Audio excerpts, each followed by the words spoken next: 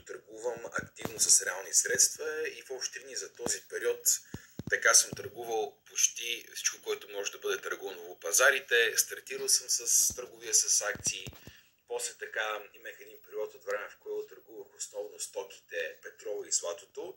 Но последните години, така като че ли, основно съм фокусиран върху валутния пазар.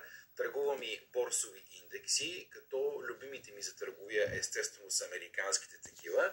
Като тук слагам така една скоба и основно се обръщам към пък тези от вас, които имат някакъв така опит на финансовите пазари, ходили сте на разни курсове, гледали сте разни видеа. Със сигурност ви направо впечатление, че ако се търгуват американски индекси, то се търгува S&P 500. Да, обаче за търговия аз не го харесвам. Предпочитам да търгувам Dow Jones и Nasdaq и в рамките най-вероятно на това обучение някъде ще стане въпрос защо това е така. Сега, преди да започнем с това, за което имаме да си говорим днес с вас, искам да ви обясня малко по-подробно как е организирана академията, за да може да се възползвате оптимално ефективно от продукта за обучение, който ние ви предоставяме. Знаете, вие сте се регистрирали за първата част на една програма за обучение на трейдери, като първата част на тази програма, нейната цел е да ви даде една стабилна теоретична основа, на база която да направите първите си стъпки на финансовите пазари. Тоест, първата част на обучението започва буквално от А, Б и В-то, от най-елементарните и прости концепции, които трябва да знаете за финансовите пазари, но в хода на обучението вече ще влезем така малко по-конкретика от гледна точка на това какво означават анализите, които ни използваме на финансовите пазари, какво означава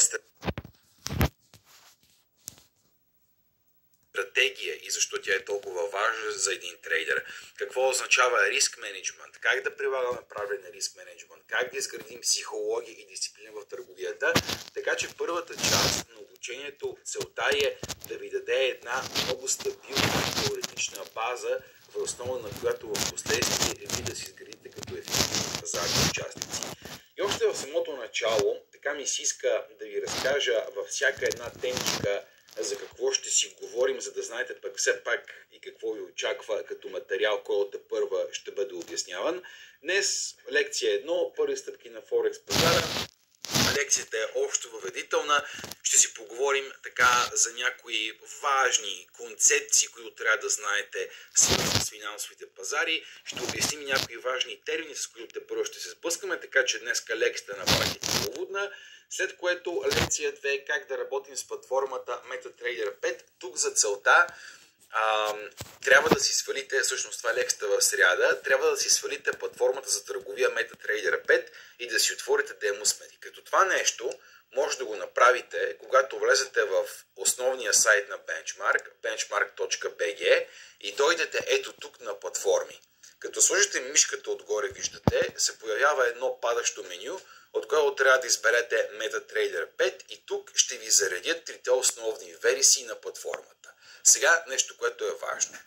Платформата за търговия има три основни версии на работа. Имате инсталационна версия, това е тази, която си я инсталирате на вашите компютри. Има мобилно приложение, има и веб версия. Сега, наблягам на това нещо, тъй като в началото начинащите правят една до известна степен груба грешка, прекалено много да скачат на мобилното приложение. Имайте предвид, че няма как, особено като сте начинащи, да правите ефективен анализ на екран, който е 6-7 инча. Тоест в началото, когато учите анализите, учите стратегиите, все още разбирате какво става на пазарите, е много важно да имате необходимото работно пространство, на което да си отворите графиката, да си изкарате индикаторите, които бихте могли ползвали и вече като посветите с нещата, т.е. сте наясно с това какво правите на финансовите пазари, тогава вече може да преминете и към мобилното приложение. Но в началото, силно ви препоръчвам да наблягате на инсталационната версия, като